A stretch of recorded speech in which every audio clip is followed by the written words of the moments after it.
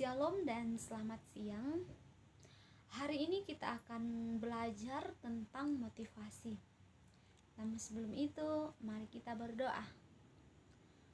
Allah Bapa yang bertahta dalam kerajaan surga, pada pagi hari ini kami datang bersyukur di hadapan hadirat-Mu oleh karena kasih penyertaan Tuhan bagi kami semua. Saat ini Tuhan, kami akan memulai proses pembelajaran kami. Tuhan tolong, Tuhan sertai, biarlah kami dapat belajar dengan baik, dan apa yang kami pelajari boleh tertanam baik dalam hati dan pikiran kami, terlebih kami pakai sebagai bekal masa depan kami. Ya Tuhan, ini doa kami yang kami bawa di dalam anak-Mu Yesus Kristus. Kami datang berdoa dan mengucap syukur. Amin.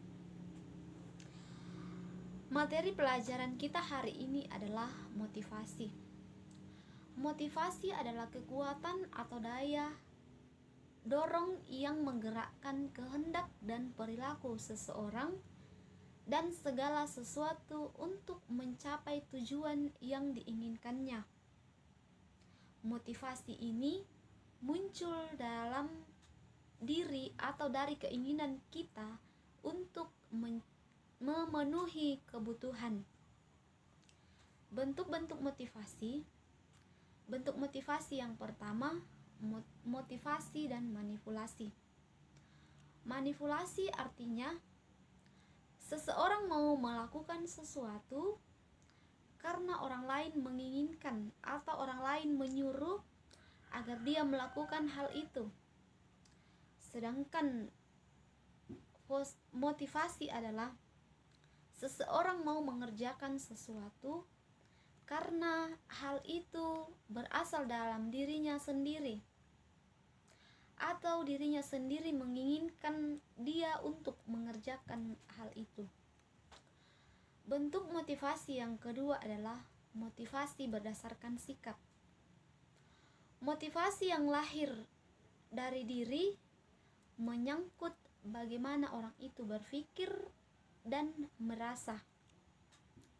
Motivasi adalah keyakinan dan kepercayaan yang ada dalam diri seseorang. Bentuk motivasi yang ketiga adalah motivasi berdasarkan imbalan. Motivasi berdasarkan imbalan maksudnya ialah seseorang mau mengerjakan sesuatu atau melakukan pekerjaan karena dia mengharapkan akan diberikan imbalan oleh orang lain. Bentuk motivasi yang keempat adalah motivasi dan lingkungan. Cukup banyak tempat yang membuat seseorang termotivasi untuk mengerjakan sesuatu. Baik itu karena situasinya indah, sejuk, nyaman, jauh dari kebisingan. Tetapi motivasi dan lingkungan ini tidak efektif lama karena sangat dipengaruhi dan sangat bergantung pada keadaan lingkungan. Cara memotivasi diri yang pertama, percaya diri. Hindari alasan seperti saya tidak bisa, saya tidak akan mampu, saya masih sangat terlalu muda untuk mengerjakan hal itu, saya kurang berpengalaman akan hal itu. Dan berbanyak bersyukur. Selalu meyakinkan, selalu meyakini diri, selalu percaya bahwa setiap apa yang kita dapatkan, setiap apa yang kita miliki, semua itu berasal dari Allah. Jadi harus senantiasa disyukuri. Cara memotivasi diri yang kedua yaitu menentukan sasaran. Sasaran yang menjadi target bisa berada di depan kita, bisa juga berada di belakang kita. Suatu saat kita akan mengejar target yang terbentang di depan kita. Namun ketika kita lalai, maka target itu akan berbalik mengejar kita dan akan mengingatkan kita agar kita bangkit untuk mengejarnya. Cara memotivasi diri yang ketiga yaitu menyusun catatan yang perlu diraih. Mengingat sukses masa lalu tidak dimaksudkan agar kita terlena dengan keberhasilan yang telah kita peroleh di masa lalu, melainkan mau belajar dan menimba kekuatan yang ada di masa lalu atau yang tersembunyi di masa lalu untuk meyakinkan dan untuk meyakini diri bahwa kita pun bisa sukses di masa yang akan datang.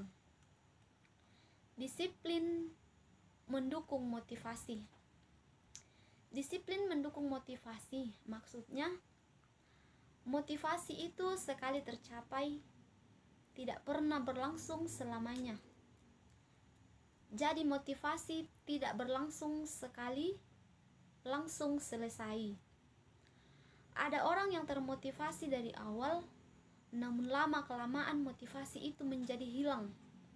Oleh karena itu, kita harus membangun motivasi yang lebih tinggi lagi. Dan kita harus menanamkan di dalam hati bahwa ketika saya ingin menggapai sesuatu, maka saya harus sungguh-sungguh mengejarnya dan melaksanakannya. Disiplin diri mencangkup sikap konsisten berjuang untuk mencapai target yang sudah ditetapkan, mendahulukannya yang utama dan mendesak tanpa mengabaikan yang lain dan juga tak kalah penting, dan tidak menghalalkan berbagai macam cara untuk memenuhi keinginan. Iya, baik, demikianlah materi kita pada hari ini. Minggu depan kita lanjut. Sampai ketemu minggu depan. Shalom dan selamat siang.